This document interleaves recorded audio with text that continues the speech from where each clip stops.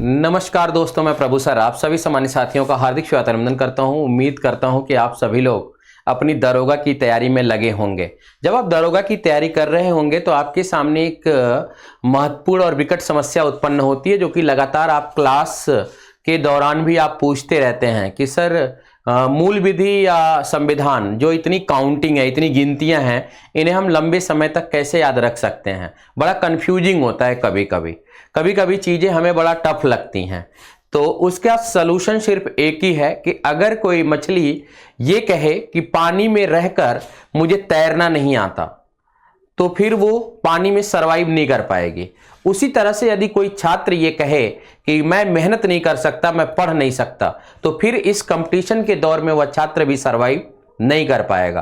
तो देखिए भाई, इन चीजों को याद करने के लिए आपको कुछ ना कुछ तो मेहनत करनी पड़ेगी। और मेरे साथ यदि आप जुड़े हुए हैं तो मेरा अनुभव ये कहता है कि अगर आप किसी चीज को लंबे समय तक याद रखना चाहें तो दो चीजें हैं।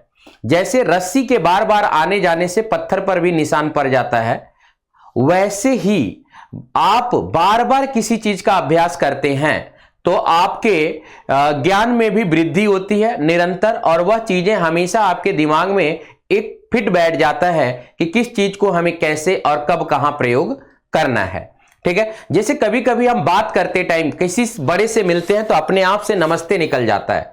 उसी तरह से बार बार अगर हम रिवीजन करें, रिहर्सल करें, तो चीजें अपने आप बनती हुई दिखाई देंगी। लेकिन फिर भी कुछ आइडियाज हैं जिन्हें हम जोड़ करके, कनेक्ट कर करके आप देख सकते हैं कि कैसे हम इन चीजों को लंबे समय तक याद रख सकते हैं। तो आइए भाई, सबसे पहले हम बात करते हैं, जब आप मूल विधि की पढ़ाई कर रहे होते हैं, है ना, आपके सामने सबसे बड़ी समस्या है मूल विधि की तैयारी की। मूल विधि में सीधी सी बात है कि हमें धारा याद करनी है। मूल विधि में सीधी सी बात है हमें अध्याय याद करना है। मूल विधि में कौन से सेक्शन में क्या आता है, यानी उस सेक्शन का हमें चैप्टर याद रखना है, यानी कि उस सेक्शन में क्या प्रावधान है, हमें प्रावधान को भी याद रखना है। चलिए भैया, अगर सबसे पहली बात है कि हमें धारा और प्रावधान याद होने चाहिए। मेन बेसिक काम हमारा क्या है कि धारा और प्रावधान को याद करना है। जैसे अगर मैं कहूं कि आप आज कॉपी पेन उठाएं और अध्याय 1 लिखें, तो आप लिखेंगे बीएनएस और इसके आगे लिखेंगे 2023। फटाक से लिख दीजिए।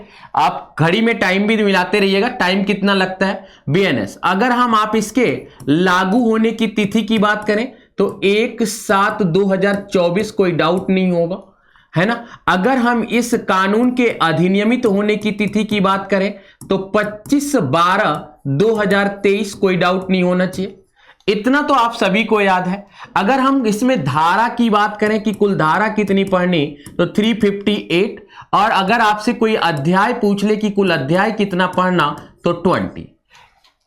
आपने इसे लिखा। अब अगर इसे रूटीन में लेके आते हैं, जितनी बार बीएनएस लिखे उतनी बार ये चार्ट बना दें।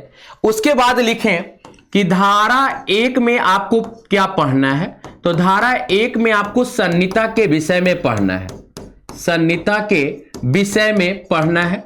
अब इसके बाद इसकी उपधाराएं हैं। जैसे 1.1 की बात करें तो संहिता का विस्तार है।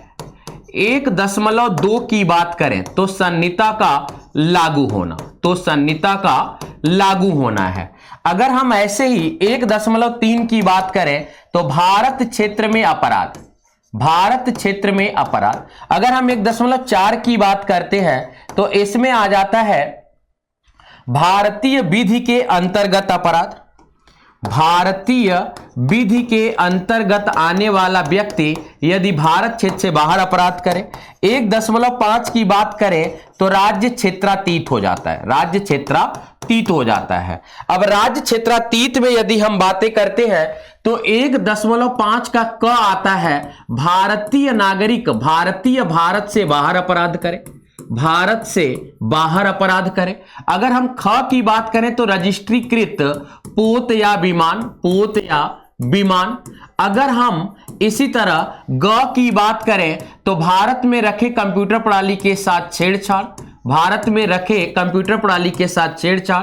इसी तरह अगर हम 1.6 की बात करें तो सेना पर बीएनएस लागू नहीं होगा, सेना पर बीएनएस लागू नहीं होगा।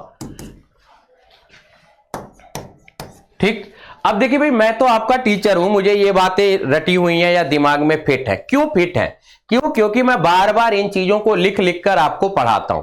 आपको भी अपने कॉपी पेन पर हर रोज 15 मिनट का टाइम आपको निकालना है और 15 मिनट में जितनी गिनतियां आप लिख सकते हैं उन सभी गिनतियों को लिखना है। मैं नहीं कह रहा कि आप सारी गिनतियां एक बार में लिख देंगे, लेकिन अगर आप एक गिनती नहीं आती, मान लीजिए कि आपको ख वाला नहीं पता, कोई बात नहीं, ख वाले को छोड़ दीजिए, लेकिन फिर उसके बाद अपना नोटबुक उठाइए और देखिए कि मैंने आपको ख में क्या पढ़ा रखा है, फिर से पूरी गिनती लिखिए। इसी तरह बार बार आप लिखते रहिए। दूसरी चीज, अगर मान लीजिए कि आप कहें कि सर प्रावधान जल्दी समझ में आता नहीं है, तो आपको उन्हें कनेक्ट करना पड़ेगा व्यवहारिक जीवन से। अपने व्यवहारिक जीवन से कनेक्ट करने का सेंस ये हो जाता है कि आप कहें कि अगर मान लीजिए उड़ते हुए जहाज में बच्चा पैदा हो गया तो वह बच्चा कहां का नागरिक होगा। तो सबसे पहले तो हमें दो चीजों पे जाना पड़ेगा कि उसके माता पिता कहां के रहने वाले हैं, उस प्रावधान पे आप सोच सकते हैं।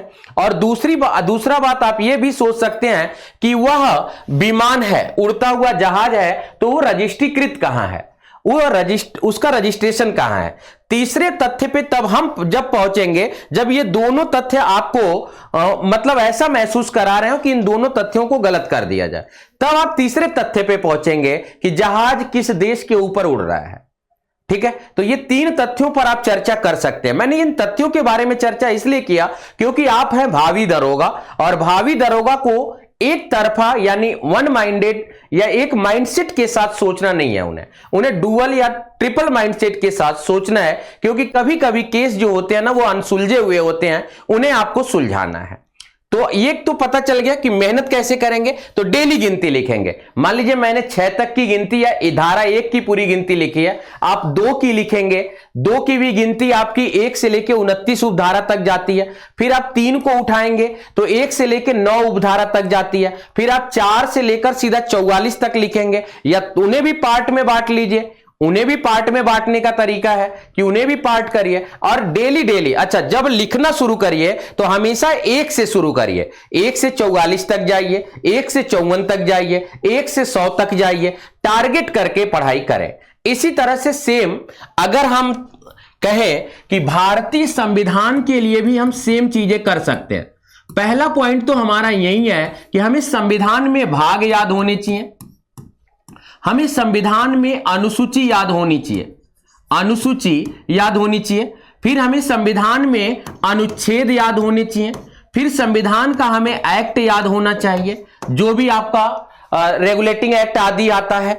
इसके बाद फिर आपको संविधान का एक्ट के बाद क्या याद होना चाहिए, तो आपको संविधान संशोधन याद होना चाहिए। इतनी बातें तो आपको याद होनी चाहिए। अब देखिए भाई, इनके लिए भी आपको डेली फैक्चुअल के रूप में लिखना है। जैसे भाग 1 में क्या आता है, तो 1 से 4 तक अनुच्छेद है, संघ क्षेत्र आता है।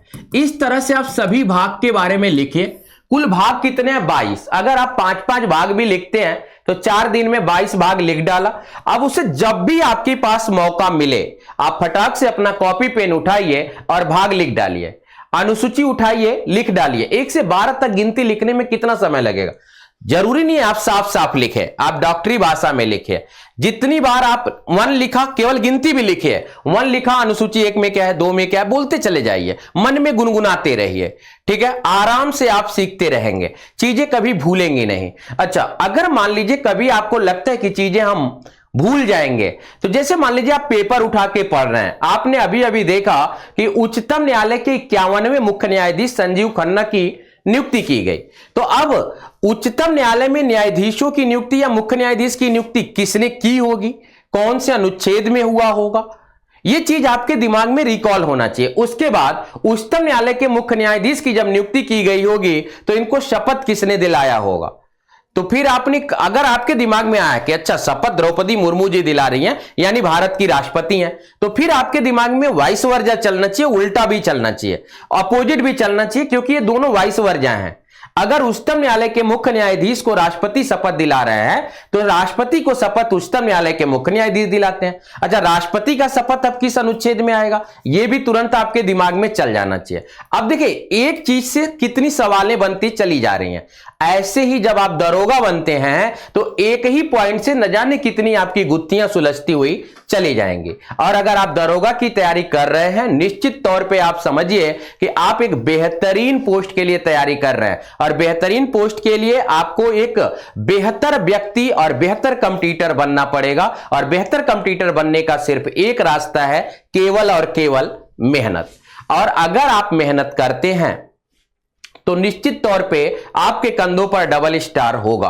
और मैं हमेशा आपको इसी उम्मीद के साथ पढ़ाता हूं कि जिस दिन कभी भी आप सफल होंगे तो जरूर इस बात को याद रखेंगे कि हां, किसी ने हमें मेंटरशिप किया था दरोगा बनने के लिए। तो भाई, आप मूल विधि संविधान को कैसे याद रखेंगे? अगर इसमें आप भी अपना कोई सुझाव ऐड ऑन करना चाहते हैं तो जरूर जोड़ के कमेंट करके बताइएगा ऑफलाइन में कि और भी क्या सुझाव हो सकते हैं इसे और भी आसानी से याद करने के लिए। लेकिन मुझे लगता है कि मूल विधि और संविधान ऐसा विषय है आपके लिए जिस पर कि आप लगातार चर्चा कर सकते हैं, व्यवहारिक ज्ञान हो सकता है। एक और आसानी से पढ़ने का तरीका होता है जो कि अपने टीचर को आप फॉलो करिए और उसी वे में, जिस वे में आपको टीचर ने बताया है, जिस एग्जाम्पल को सेट करके टीचर ने बताया है, उसी पे अपना एग्जाम्पल सेट करना शुरू कर दीजिए, अपने से कहानियां बनाना शुरू कर दीजिए, चीजें कभी नहीं भूलेंगे। तो आज के लिए इतना ही। आप बने रहें केजीएस टीम के साथ, ऐसे ही बहुत सारी बातें आपको सीखने को मिलेंगी। धन्यवाद, नमस्कार।